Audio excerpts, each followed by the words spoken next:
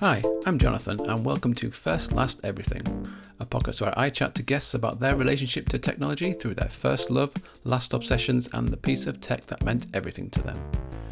Each item a guest brings to the show could be anything from some software, to a computer, to a weird gadget, to a first camera. Pretty much anything goes.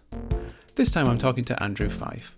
Andrew is the CTO and one of the co-founders at Neutone, a company that creates AI tools for musicians and artists, based in Japan. AI in the music industry is a controversial topic, but Neutone are trying to use AI in a way that empowers and inspires creatives without replacing what they do, all with an eye on the ethical side of AI. Andrew has a real passion for music, and it really shows, both in the way he talks about it and how he obviously loves the way technology can help musicians create great music. A small programming note that this interview was filmed in February of this year. So, First Last Everything with Andrew Fyfe. Let's go.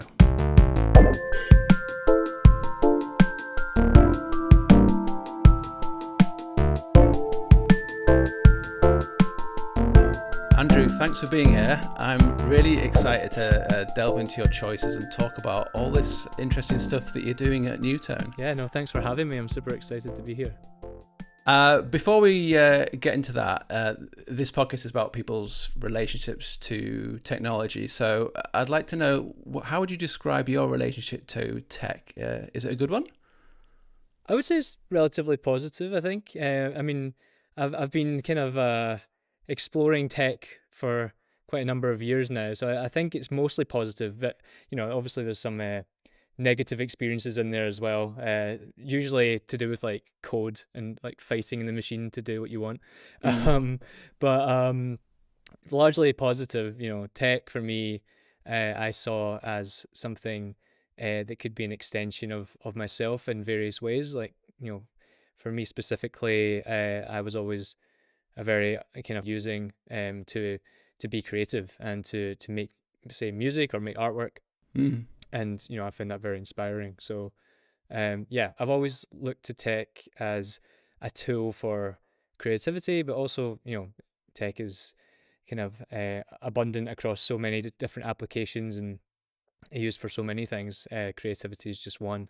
But yeah, it inspires me and is why I'm kind of working very closely with tech these days. Yeah, sounds good. So normally before my guest's first pick, we normally talk a little bit about what they do, but it seems to me that your first pick is so fundamental in really getting to know who you are. So I thought we'd just dive straight into that. So without further ado, what's your pick for the first piece of tech that really inspired you? Yeah, so I had to say, and this goes right back to when, I first even listened to music. It was the electric guitar. I could have picked the guitar, but I think the electric guitar for me was the one that really was the first inspiration, because that's what inspired me to pick up the guitar and start learning the guitar. And obviously this is even, the electric guitar is even before digital technologies, right? It's like analog, electronic instrument, acoustic, electroacoustic kind of instrument, and I just I loved the way it could transform sound into this completely different kinds of sound to express different emotions, and how it shaped different musical genres and created music genres as well. It was just super inspiring. And when I first heard the electric guitar, I was listening to rock music and all this kind of stuff, like when I was like really young, like I don't know, like between 5 and 10, really, like listening to all this music because my dad was into like rock music. He grew up through the 70s and 80s and loved rock music and guitar music, and so I was listening to that all the time and just was really moved by this sound. And so I picked up guitar, got lessons like from 10 years old, really. I think for me the electric guitar was what led me to where I am now in so many ways, and I could probably spend forever talking about like the whole journey, but for me it was electric guitar and then getting into music, that got me into music. And then getting into actually playing music and live performance and kind of doing that. And then from that, experimenting with sound, getting into tech, and then Mm. exploring and diving even deeper into tech is kind of where I Yeah. am now. So yeah, it was kind of like the key for me to like Yeah. my whole life. Yeah. What was it? What was it about the electric guitar that really spoke to you over any other instrument? What were the features that really just jumped out to you? I think just the versatility of the instrument. It's the diverse range of sounds it could make. Mm. And the sort of um kind of intense emotion that could come from the instrument, through all these different genres, and how people played the instrument, how an artist or musician would interact with it. I think, yeah, that's a huge one for me actually, is just how expressive the instrument is. And you know, it's so expressive that you can tell the different players like they're interacting with the guitar, like who they are, Mm. like their signature sound. And obviously it's not just from the guitar itself. There's so many kind of extra layers to that, that make up that kind of sonic identity. But yeah, just how they play the guitar is like sometimes like it's the fact that you can pick up on that. I think was so is magical really to me. I think, and I have so many guitarists that I like that have inspired me over the years, and that I could just listen to like almost like a couple notes of them playing the guitar, and I could tell you who it is. For example, Brian May from Queen has such an iconic sound, and he built his guitar with his dad, like from the ground up, and I think that was one of the reasons it had such a unique character. And just things like that, like Eddie Van Halen, like these players that just they hit a couple notes and you know exactly who it is that's playing the guitar. I think for me, I just think that's insanely inspiring, and quite magical. Yeah. Yeah. So what was that first model that you got? Can you remember the make and model? Do you still have it? I Yeah, I still do. I have it in. It's actually in my family's house still. It's a Westfield Stratocaster, which is like a very cheap, like entry level Stratocaster guitar. Um, Plays terribly. Um, it doesn't stay in tune. That's like lots of problems with Yeah. it. I used to, I even used to gig with it live initially until I realized that I really needed to invest in a better guitar because this guitar just wasn't handling like being on the road, and the tuning was just dreadful. I was having to tune it like after every song. I'd be like, kind of like on the tuning pegs, like trying to tune up quickly before the next song starts, and like kind of floundering around with it. So I still kept it though, because it's like for me, it's like a bit of history in a way. Yeah. But I definitely since then I've picked up a bunch of guitars since then, and but something keeps bringing me back to the Strat, like the Stratocasters, like not that particular one, but that model, like from the like Fender Stratocaster is like one of my go-to guitars, and I just love the sound of that particular guitar. Yeah. My best friend's actually a big guitarist. He's but not like professionally. He's works in like architecture, but he has like around 20 guitars, and Wow. at last count, yeah. And it's almost like a sort of a joke amongst our friends where when we meet up, we say like, "Oh, so you got a new guitar?" Which quite regularly he says yes, which is always funny. So it's this idea of a guitars always seems to be like you like keeping your favorite ones, but you also like buying new ones and trying new ones. Is that Yeah. Do you recognize that in yourself? Oh, totally. Yeah. Yeah. I mean, it's a whole like there's a whole culture there, and I mean, not just the community aspect of around guitars, but just like how, I mean, yeah, you could have 20 different guitars and they all sound, individual. They all sound different. I can totally agree with your friend on this. Just how, how you can just keep buying guitars. It's just an addictive thing because each guitar has its own kind of story and like own sound, and um, yeah. I don't have 20 guitars though. I wish I did, but I've only got like a handful of guitars. But um, yeah, like I know there's a bunch of guys that I work with that are also really into guitars, and they have a lot more guitars than me. What's your current go-to guitar that you've got? Probably, well, I just bought actually here in Japan. I bought Japan made um, Fender Jazzmaster. So that's my. I've played a Jazzmaster before when I was gigging a lot in the past, and but it was never like it was my singer's guitar. But I always really liked the sound of it, and since being in Japan, I've like wanted to get a Japan made, Fender guitar just because of the build quality here is really good. So yeah, I picked up a Jazzmaster second hand the other day, and that's my go-to at the moment because my other guitars are not with me in Japan right now, so I Right. needed something to like noodle on. Yeah, yeah, exactly. I get it. So you alluded to a bit there, playing in bands. So when did that sort of start? What does the young you look like going out and playing in bands? Are you doing local things in Scotland? I'm sure people could probably tell from your accent you're originally from Scotland. Um, Yeah, Glasgow. yeah, were you touring? I was touring, yeah. I mean, I started local, like many people do, and I mean, by no, disclaimer, by no means was I in a, famous band or anything like that. There was a couple claim to fames, but we were by no means like famous or anything like that. But we did okay. The band that I was in two bands actually. So the first band I was in was called Call Me Salvador, and was like a prog rock band. That wasn't like a huge band. It was more when I was in high school and kind of just as after I left high school was doing stuff, and that was all quite local. And then I moved from that band and joined a band called Kelvin, which was like indie rock and pop music.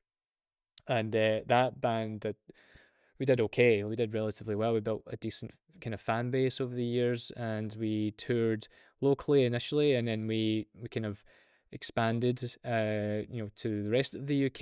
We did like an Ireland tour, and we toured around parts of England, and we jumped over to Europe for some stuff as well. Remember have a strong memory of like a gig in Luxembourg because the hospitality was so good in comparison to the UK.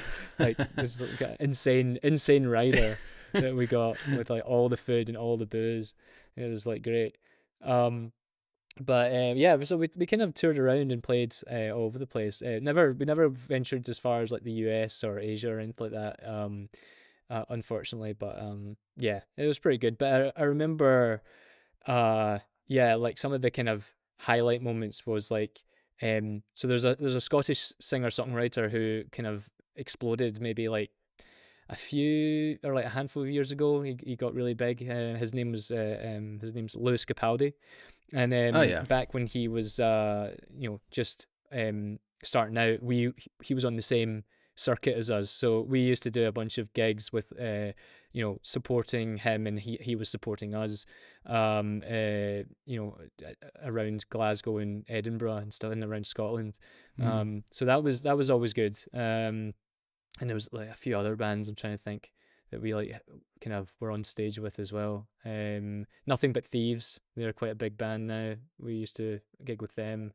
Um, Although we just did one gig with them, but that was a really really awesome gig. And a few others as well. Oh, we one highlight moment was we supported S Club 5. Oh So wow. not S Club 7, but S Club 5 I think it was, which was such a bizarre event because it was for a lifeboat charity event Oh in god. Scotland, Wow. which is really, yeah, it's really odd. It was like Save the Lifeboats or something, and yeah, we S Club 5 were headlining this event, and we supported them. So that was kind of fun.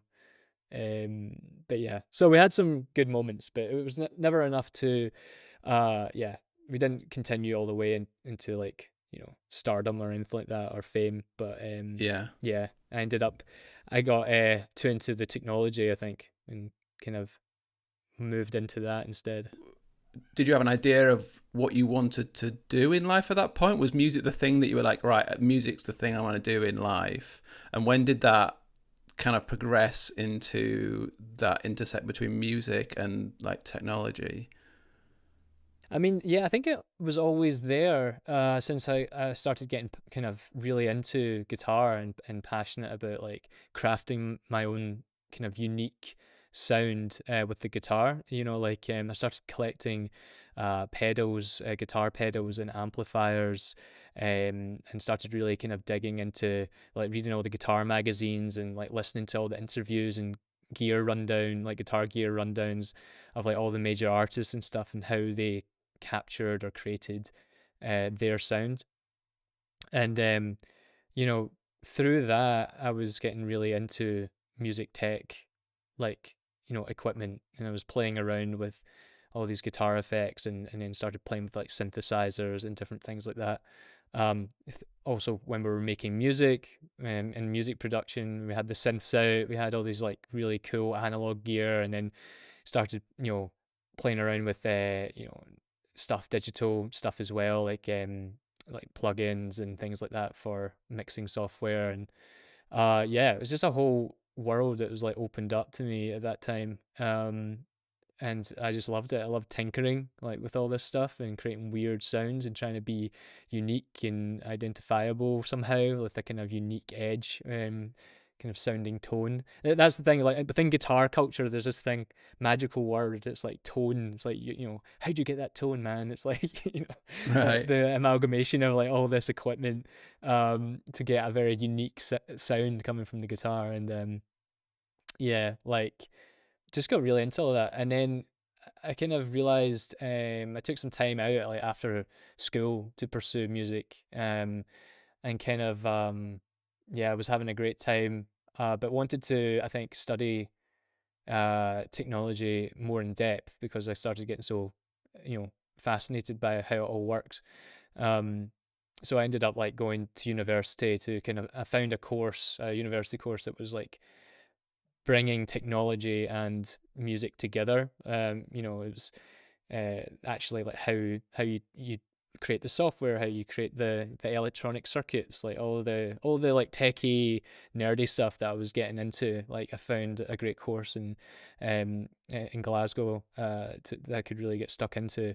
The same course actually that Simon Neil from Biffy Clyro started, Oh, but then he got super famous and left the course. So you know, fair. yeah, fair enough. But He did all right. yeah, yeah, yeah, he did all right for himself. Yeah, Yeah, yeah. but yeah, so I kind of just pursued that and just really enjoyed building stuff. I think I was always a bit of a builder though, whether it was, you know, music or before that, just like yeah, I just always loved like building things and tinkering with things. So it kind of happened naturally, I think. Yeah, absolutely. So before we delve into everything that you're doing at Neutone, let's talk about your second pick, which is the most recent tech that you're getting into. What's that?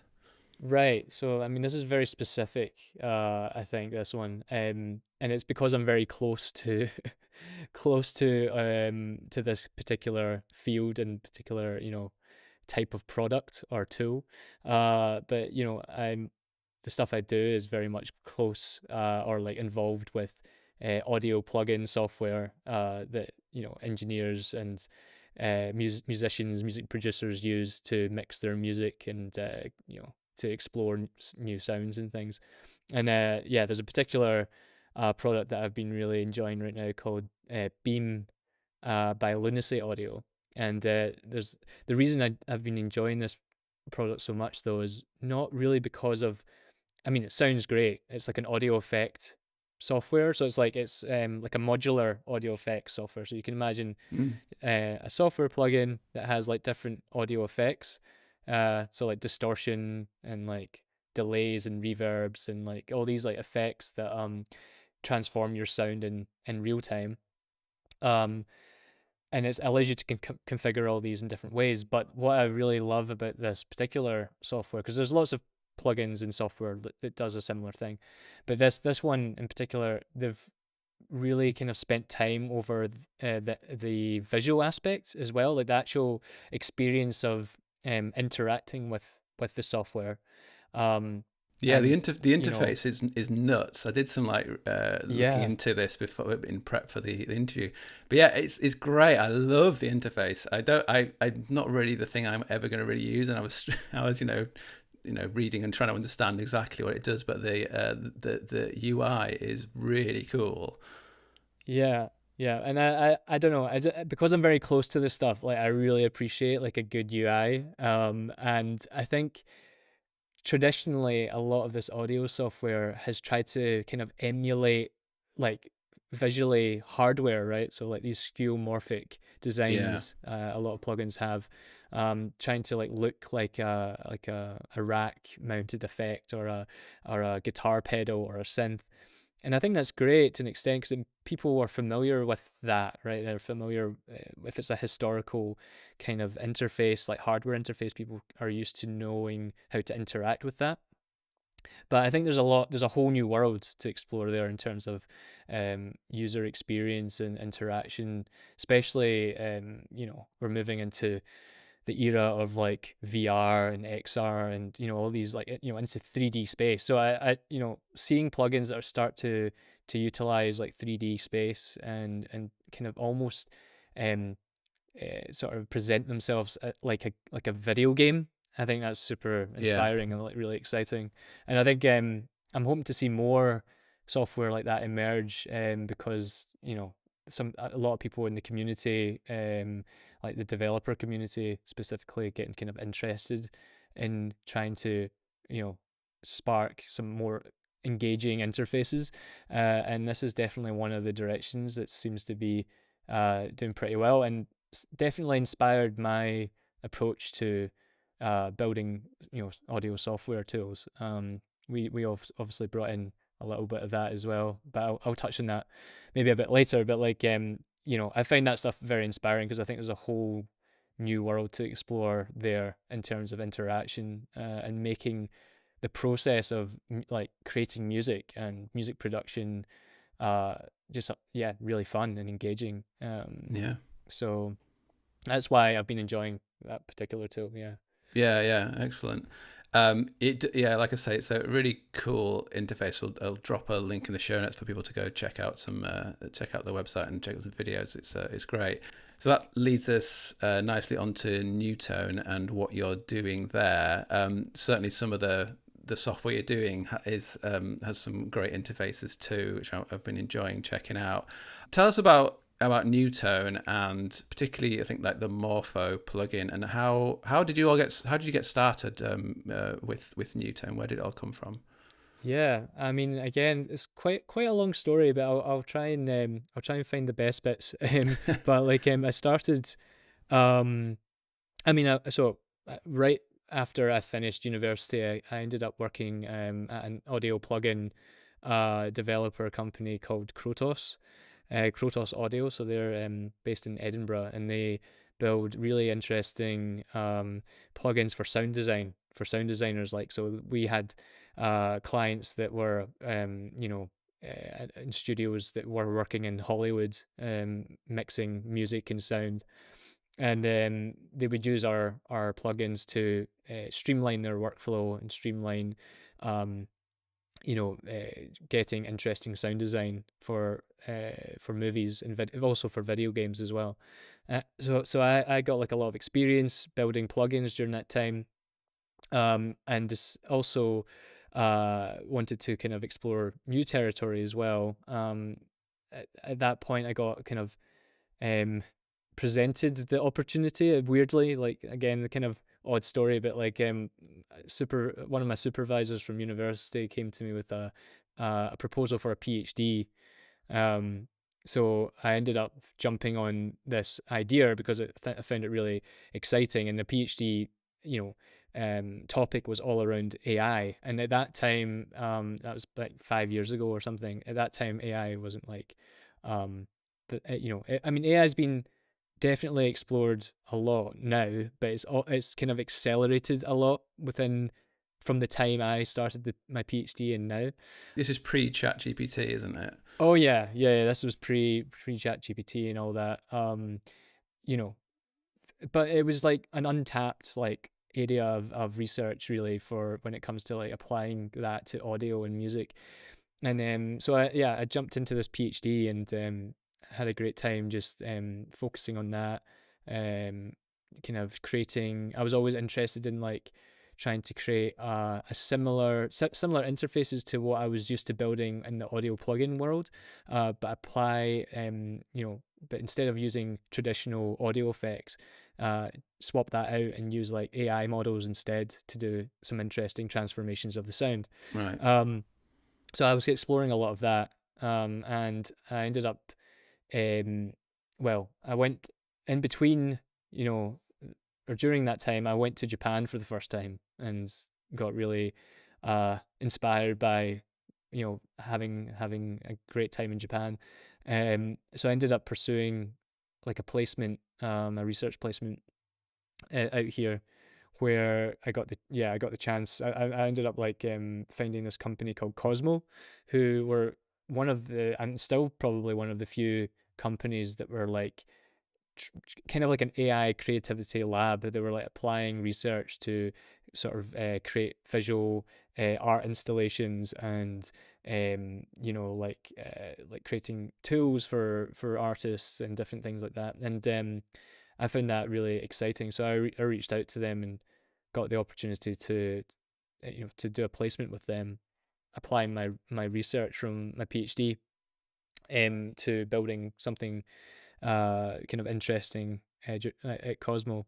And then that so what happened during that time was like I entered a hackathon, um Right. which was like this is like I know it's a long story, but like I entered a hackathon that was like a very small, like everyone in the niche of like AI audio research was all kind of thrown together. I think it was hosted by QMUL University, and there's some really exciting research that came out at that time, and ended up building a plugin that utilized some of that research, these kind of real time audio transformations, that very similar to Morpho, which I'll touch on in a second. But that kind of just snowballed at that point. Like once it was received really well at the hackathon, and it got the whole community like really interested in like where the direction that we were going in terms of kind of applying AI to create sound and create interfaces for artists. And so that's what eventually, that led to the birth of Neutone, where we decided to take my simple idea at the time, and then create a platform out of that to allow AI researchers and artists to kind of come together and work with one another to utilize the new cutting edge technology that was emerging, and also for researchers to understand how like what is interesting for artists and how to develop new tools for artists. And so we created this community, and this hub that allowed these two communities to finally kind of come together. And that was the start. That was the start of Neutone. And then from there, we we were just really inspired by this kind of real time. We call it tone morphing, but it's like converts one kind of sound into something else that's like new and inspiring in a way, like from say like the saxophone to violin, or vice versa, or like my voice into to drums. So you can imagine like beatboxing getting turned into like a drum kit, or like a djembe drum or something like that. So we were really excited by that particular technology. So we ended up kind of innovating our own technology that was kind of similar to that in a way, but with a lot of other exciting kind of improvements.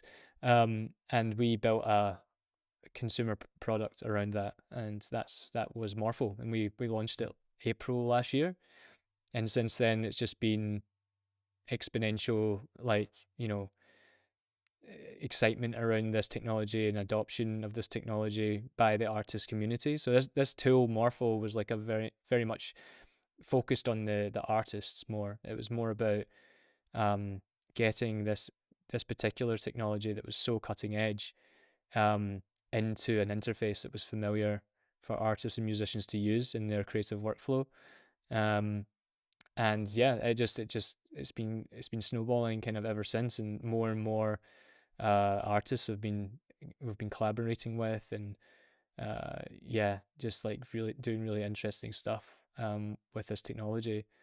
It's also the first like trainable AI plugin, so that's another whole thing. But like, it's very personalizable, and uh, artists love the fact that they can take something, their own sounds, and kind of create an AI model around that that's very personalized to them, and use that for their own, crafting of music and audio and sound. And yeah, it's just that there's a lot of excitement around all that. So Yeah, it's a really interesting idea that you and product that you've actually built. I think we'll listen to a couple of examples now. Which the first one was on this video, which was turning a drum machine into a frog, which was one example, which is a very silly one. But let's listen to that.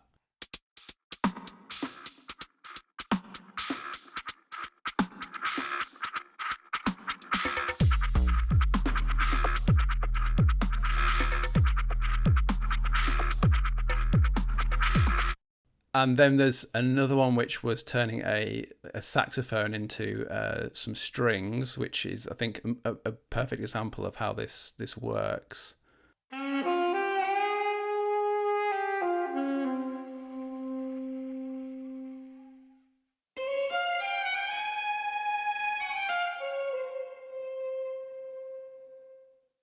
And then finally, probably one of the most fun one is turning a guitar into some death metal.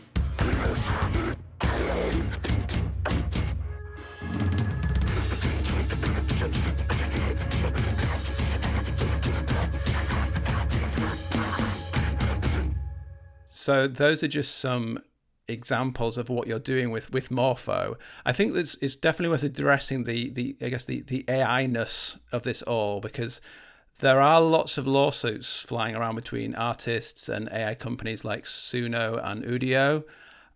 yeah, So I want to know your approach with Morpho. I wonder if you could talk a bit about your ethical approach really to music and AI. Like with this plugin, for example, there's no chatbot saying generate me some music in the style of sort of thing. You have to provide your own input. So with that and where you originally created that, and also with the training that you're doing, what's your ethical stance on that? Because this is kind of one of the things that is the more controversial points to AI at the moment, is how these models are being trained. yeah, of course. So I mean, the way Morpho operates kind of is extends. It's bigger than that. It's our company as a whole, or just at the core of the company is the fact that we prioritize artists. It's very much artist aligned, like what we build and what we do.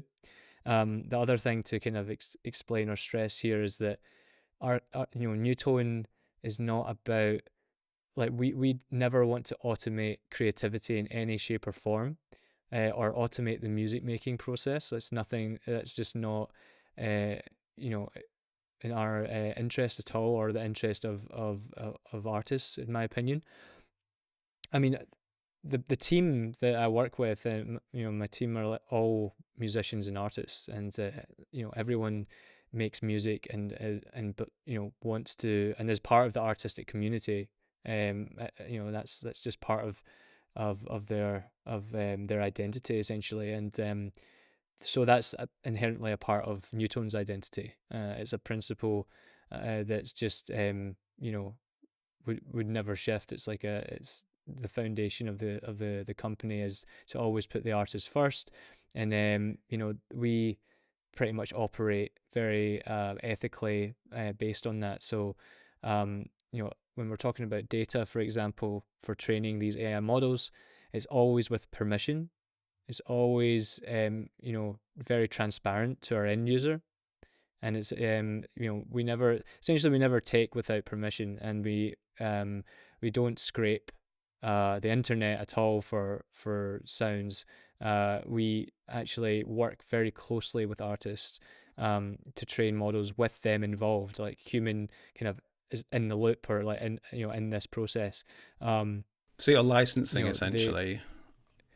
Yeah, pretty much. We license directly off of the artists, and not only do we get permission, but we allow artists to make revenue from their models through the sales of Okay. their models for other people to use, which I think is very important, because I mean there's a lot of there's huge problems in the music industry right now of artists not being compensated fairly, especially through like streaming platforms and all sorts. And so we want to actually give new streams of revenue for artists to supplement their income in different ways, and to give them new ways to monetize their music and their sounds. So that's kind of the basis of how we operate. Always, yeah, very ethically and transparent as well. So yeah, you'll never see us like not declare openly, the data that we've used, and the data that we have used has, been with like 100% permission off of the artists that we trained the model on. So that's very much different from a lot of the bigger conglomerate or larger kind of AI music companies that have emerged recently. So there's a lot of people hiding that information, and we don't believe in that. Even like ChatGPT and all these large language models that have emerged in recent years, some of the big players in that field aren't publicly sort of stating their training data. They're like keeping that closed, and there's a lot of concern over that, especially in the creative communities. I'm a big believer on if the AI, especially when you're talking about music generation. So this, again, just to stress that this is something we're not interested in, but other companies that are trying to create music, complete music, and they're training these models on music that they don't have permission of. It's competing directly with the musicians that are training the AI, which I'm a huge believer that that's just wrong to do that without compensating people. But so I mean, there's some huge differences there already from like how we work and these versus these other companies, not just ethically, but the fact that we are trying to push the boundaries of what's possible with these tools that we build. It's nothing about automation, about like automating away creativity. It's actually about sometimes making it, kind of more challenging in a way, because they're introducing like, throwing a spanner in the works, like, oh, what is this new tool? It does something crazy I've never seen or heard before. Right. It's like, this is, we trust humans to take these new tools that we create and actually misuse them, and to uncover new use cases for them to create something completely new, and that's what we're interested in, not automating or generating stuff that already exists, but creating tools that allow humans, that extends human creativity and allows them to create things that haven't ever existed before. So our grand vision is to equip or enable artists to, like, for example, find or discover new music genres, or never before heard sounds, for example, or express themselves in new ways that they couldn't do previously. Mm.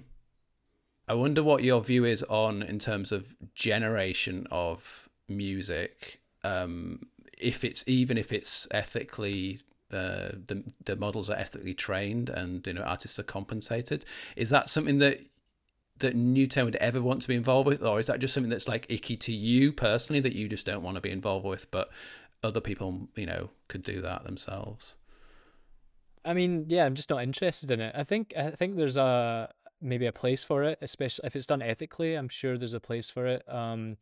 Maybe create some elevator music or something, or I don't know. There's probably That's some that use is cases for that. that's not the best endorsement for it. I don't think it really is. Exactly. It's all. I don't find it that interesting at all.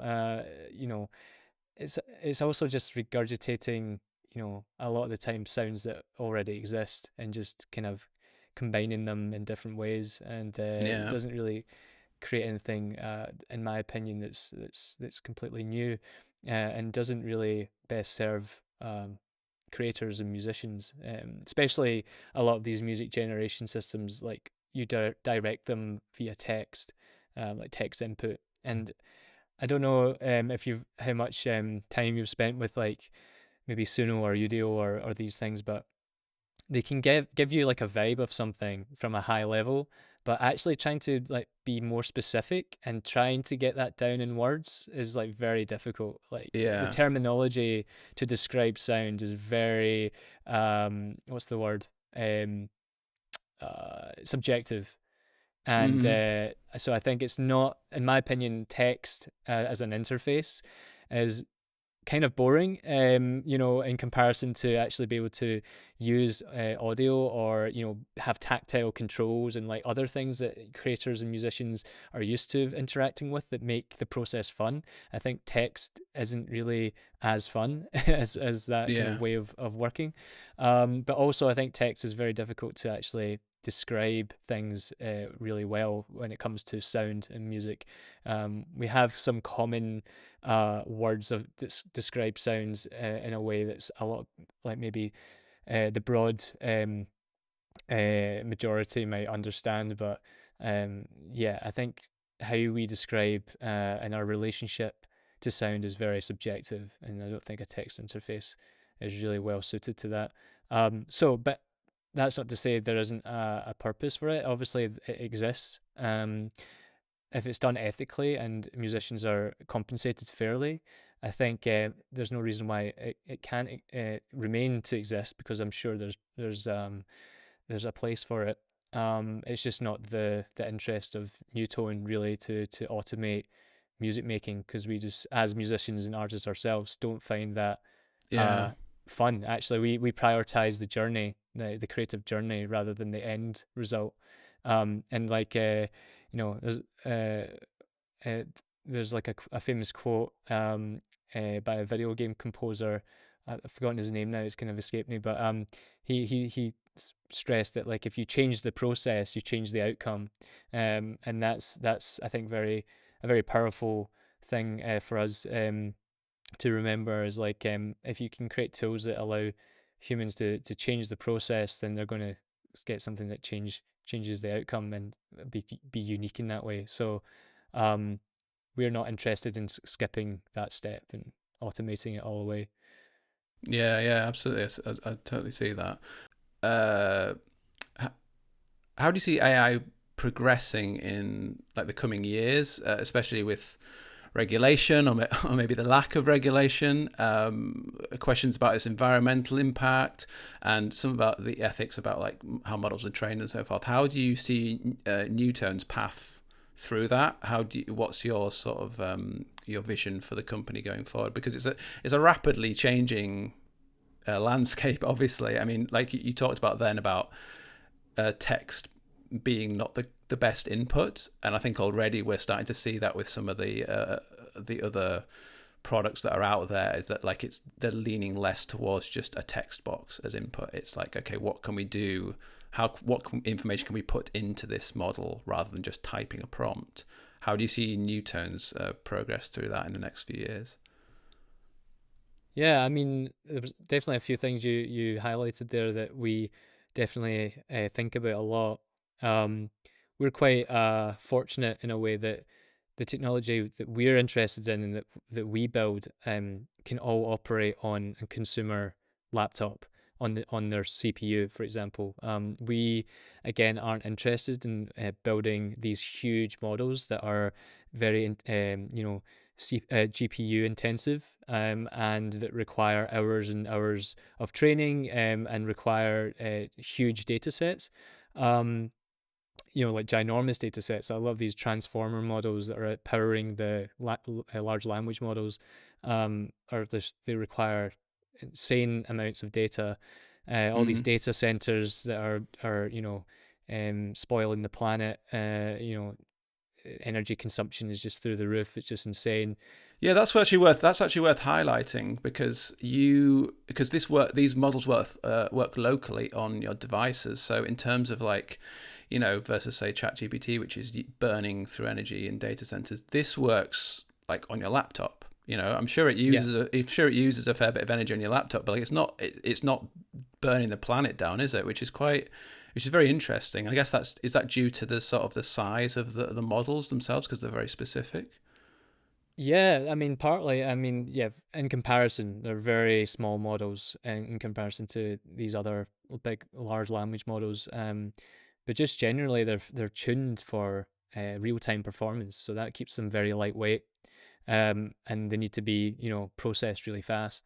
These are all the reasons why we've chosen to work on very highly tuned and optimized AI models that can run on a CPU. We still need GPUs to train them, but we don't require to train on using these huge GPU farms and like data centers and stuff like that. We can train our models in house, like on a consumer GPU. Like one consumer GPU is enough to train our models.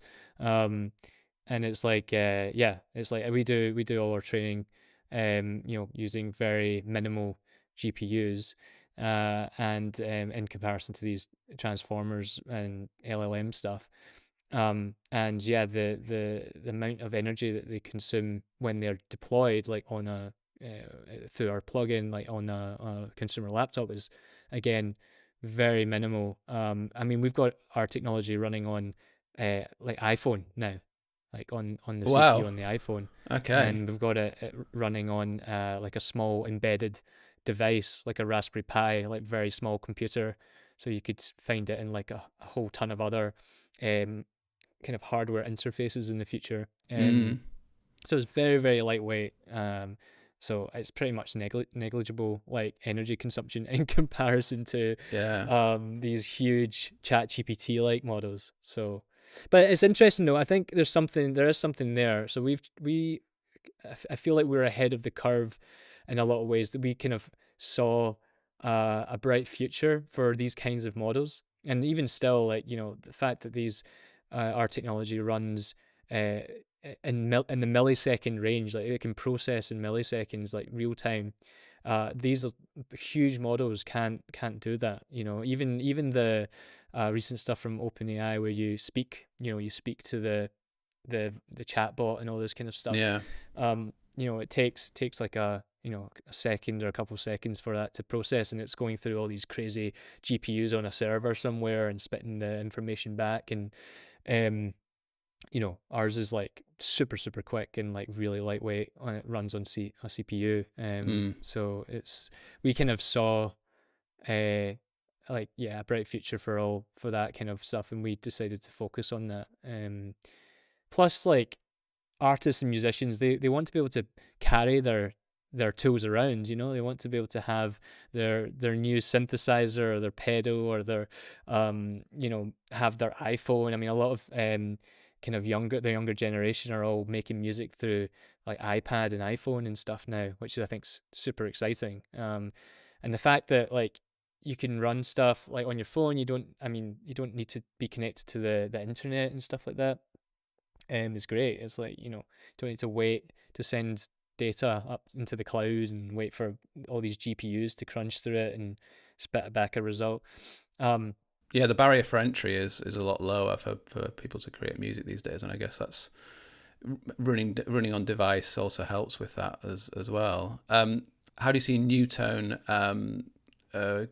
progressing in the years to come? Are you going to keep working on things like Morpho?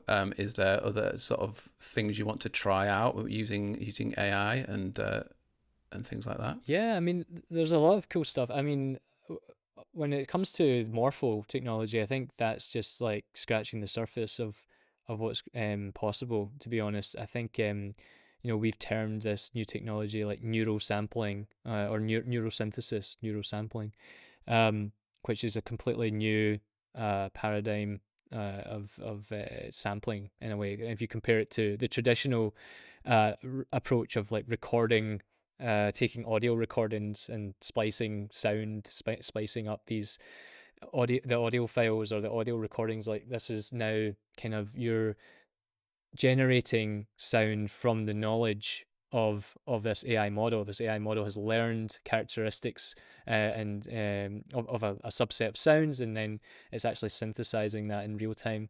And it's a completely different approach. So I think there's a huge potential to use this in new interfaces and apps. Morpho was like just the starting point, and we see like all across music tech and beyond that. Like I said, as a guitarist, I can't wait to create that guitar stomp box that you can just, stomp on in a gig, and it converts your guitar into like a higher quality, higher fidelity, all these different things. There's a lot of Right. open questions and challenges still that we are constantly working on and improving. And Morpho was just the start. And I see like a whole ecosystem of technology and tools and instruments kind of being born from this technology. So it's very excited for the future of this. Yeah, it sounds super exciting. I'm going to leave some links to some videos in the show notes so people can check out how Morpho is exactly working. There's a great video that you've done showing exactly how the models work and like how it's actually interpreting the input and coming up with the output based on what it's actually training and what the model itself understands, which is really fascinating.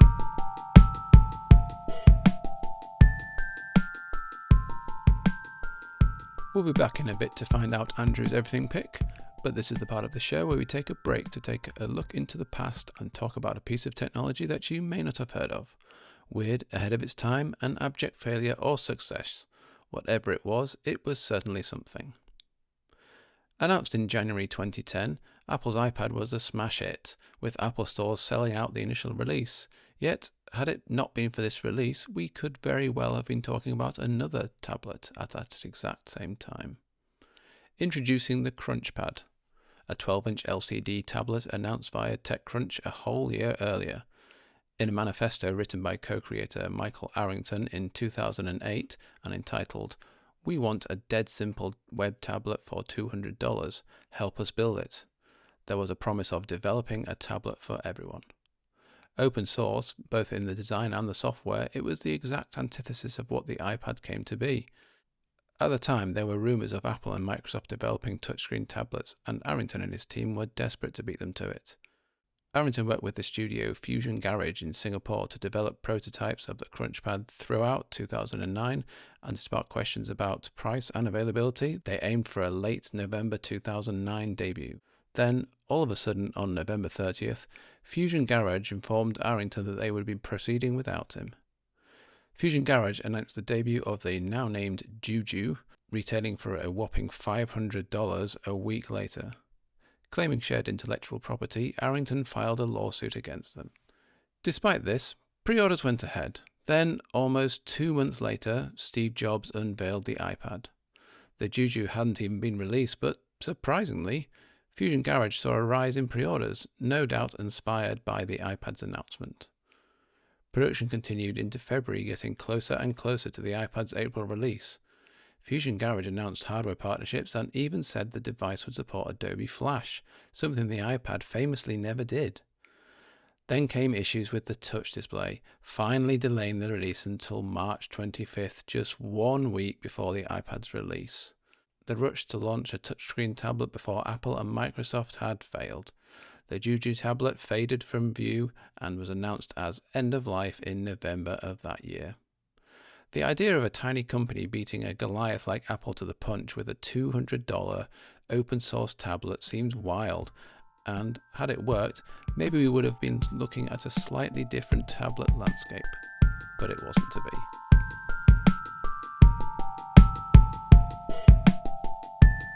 So I think we'll move on to your last pick now, which I looked this up and it looks really cool, but you're going to have to explain this one to me, because this is very much if you know, you know type of product, I think. So what's the pick for your all-time tech that's meant everything to you?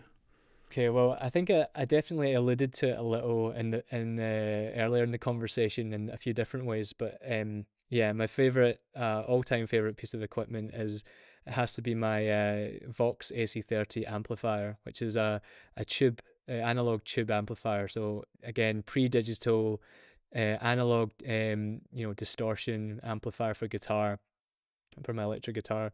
And I just not only do I just love the sound of it in general, I've gigged with it so much. Like I have this I'll never sell it. It's like just something that I have like so much history with, and I've gigged with it all over, and yeah, it sounds amazing as a piece of equipment, but also like when I mentioned like the guitarist that I aspired towards, but when I was like gigging a lot and writing a lot of music, like Brian May from Queen, for example, he also used a Vox AC30, and he was famous for playing with like walls of these amplifiers. So like when Queen used to play a performance at like say Wembley, they would have like a whole wall of like Vox AC30s. And they just have they're like it's like a British, or was like a British manufacturer, and they had a very distinct sound. And the Vox website actually says that it's the model that powered the sound of the 1960s British invasion. That's what it says on their website. So yeah, if people like Brian May are using it, then yeah, Brian May. I think the Beatles used Vox as well, and like all this kind of stuff. And it just has a very unique sound. It's very like, this is where the subjective words come out. So it's like, sounds very warm, and it has a very sort of like sparkly sound. These are to go back to that earlier question, these are the words that like are very subjective. Like, not everyone knows what that means until you're maybe part of a community that discusses guitar tone or whatever. So it's just a really, really nice sound. And I used to, especially the cool thing about it is like when you crank it up, the valves in the amplifier would get really warm, and that would affect the kind of the characteristics of the tone of the sound. Like the distortion would change, like the louder you cranked up the amplifier and the warmer these tubes got. And I remember, sometimes after a gig, I would touch the top of my amplifier and I'd get like a burn off it. It was so hot. You could cook a steak on top of it or something. Yeah. It's just like, but that's what made the sound so like unique, was when you cranked it right up, all the way to 11, as they say. Yes. But yeah, it was also a very loud amplifier. So when I played like small gigs, I could rarely crank it up, to be honest. There's a smaller model that I would probably I would maybe use for kind of doing smaller gigs now, called the AC15. So that was like the model below. But yeah, I went all in at the time. I was like, I need to go big, and Brian May uses AC30s, so I wanna have an AC30 as well. Well, obviously you didn't have a wall of them though, I assume. I didn't have a wall. I couldn't afford a wall. Maybe if I could afford if had the money for a wall, I'd probably, back then, as a naive youngster playing guitar, maybe I would have spent my money all on making a wall of AC30s. But yeah, they're like, I think they're like $3,000 or something new, so they're quite they're not Certainly not Yeah, cheap. and then I wouldn't have a chance to try it, right? Like, I wouldn't be able to play at a stadium, and also if I did try it, I think the neighbors would not be happy, right? Oh So no, absolutely not. It's interesting you talk about how you sort of when you crank it up, you get that warmth and that sort of that's like sparkle or crackle that you talked about. It's interesting how you can draw like a line between that and kind of what you're doing at Neutone, being that music isn't just about like, oh hey, I've got a guitar, like an acoustic guitar, and playing the guitar. Like that's kind of the purest sort of way of doing it. But especially with something like an electric guitar, through all the way through to like Morpho, is that you're taking the input and you're changing it, or you're morphing it, you're adjusting it, by certainly by a little bit or by a lot. So like something like an electric guitar, you're doing it by a little bit compared to what you're doing with Morpho, obviously, which is completely changing the sound of the output. Really, it's interesting how that has like a direct line between the Vox and Morpho itself.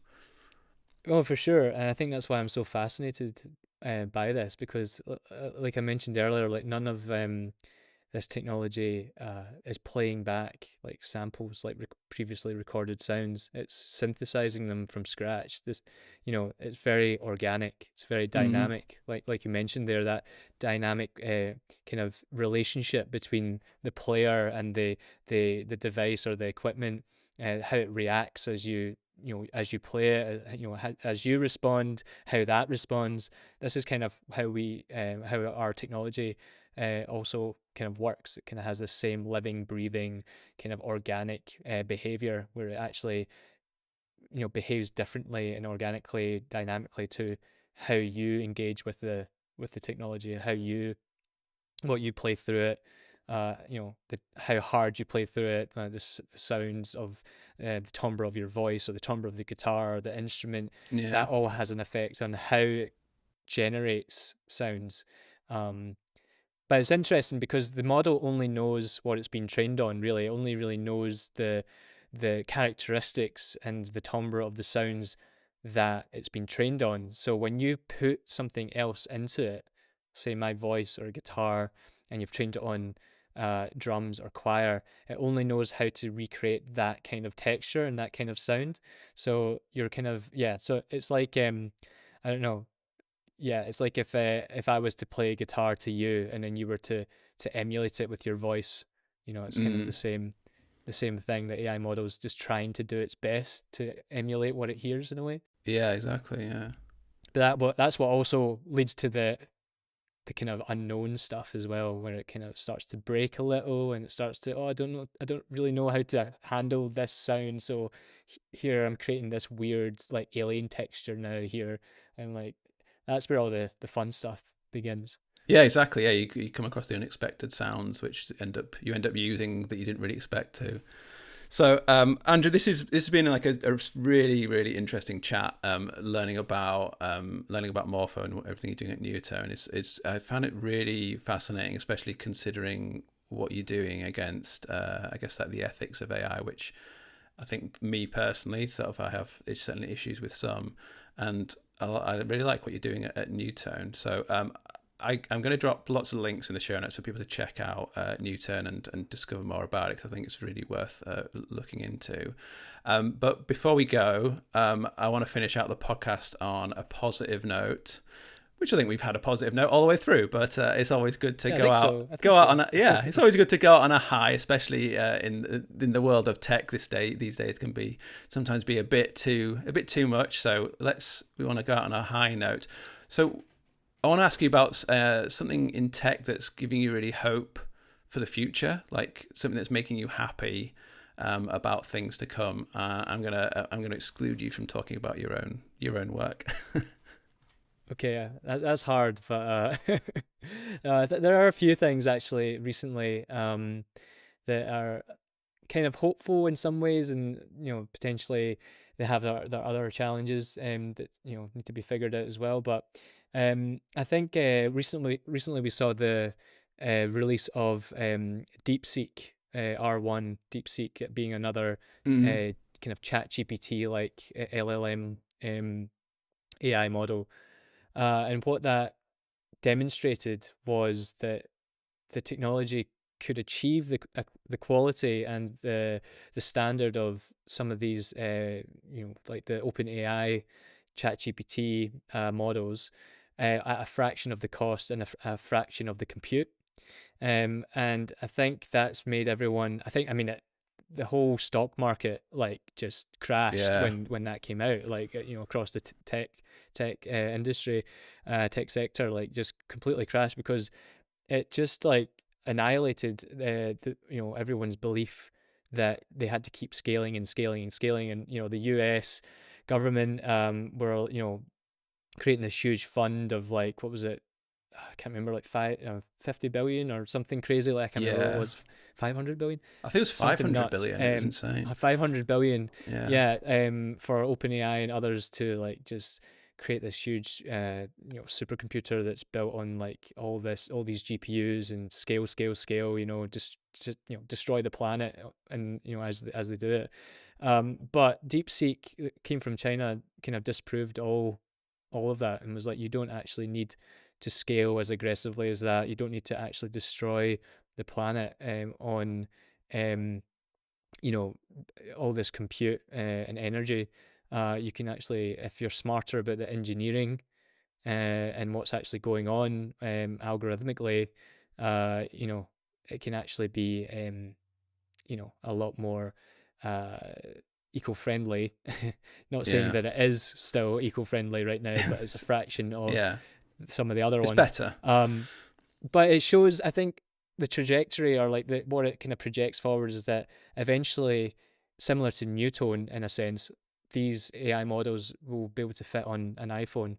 And I hope that, yeah, people will start to regulate on the kind of the privacy, and people want to have their own private models on their phone, not everything connected to the web or connected to the clouds, and have all these data privacy security risks and stuff. Like I can imagine this stuff all being refined, and being so optimized and so lightweight that it can fit eventually on like mobile phones and on devices that are self-contained. And that's promising. That's definitely better for the planet. And yeah, I guess like yeah, and I guess that kind of that future means that intelligence will become, a commodity or whatever. It'll become something that's everyone will have access to, and it won't require all this kind of compute and devastation to the planet to utilize. So that's why I hope. I think that's just the on the technology side that the things that are less positive are like, how do we handle the ethics, how do we handle the policy, all this stuff. But maybe we can save that for another discussion. So we're going out on a positive note, so we'll stick to that one first part. We don't normally do this as well, but since you're involved with so deeply involved with music, I want to see if I can get a good music recommendation off you. Who's like an artist you're really getting into at the moment that's getting a lot of playback in your library that listeners could maybe check out? I mean, oh yeah, good question. I think I've been listening to a lot of electronic. So since I started at Neutone, I've been listening to a lot more electronic music, because the team are made up of like DJs and electronic musicians and synth tinkerers and stuff. So I've been listening to like Max Cooper and stuff like that a lot. And like we did a collaboration with Imogen Heap as well. Oh wow, okay. She's always at the forefront of like new technology, so that was such a fun kind of collab there. She did a live stream for like 2 hours the other day where she used Neutone stuff. That's which cool. Was cool. Nice. So yeah, some of the artists that we're working with right now, I've been listening to a lot of their stuff. Yeah. And other than that, I'm a huge metalhead, so yeah, I love like prog metal and gent, and I listen to a lot of the bands in that sort of genre as well. So yeah, nice. Especially at the gym when you want to get through a workout, it works. Yeah, nice. Well, thanks so much for your time, Andrew. No worries. Thanks so much for having me, John. And that's it for First Last Everything. Thanks again to Andrew for joining me. You can find links to everything we discussed, as well as where to find Andrew and me online in the show notes, where you'll also find a link to our feedback form. This is a Mac Stories podcast. Head to macstories.net/podcasts to check out all the shows. Thanks to the amazing Will Laporte who does our music, and of course thanks to you for listening. I'll see you next time when my guest will be software engineer and accessibility advocate Robin Kanadzar. I hope you'll join me.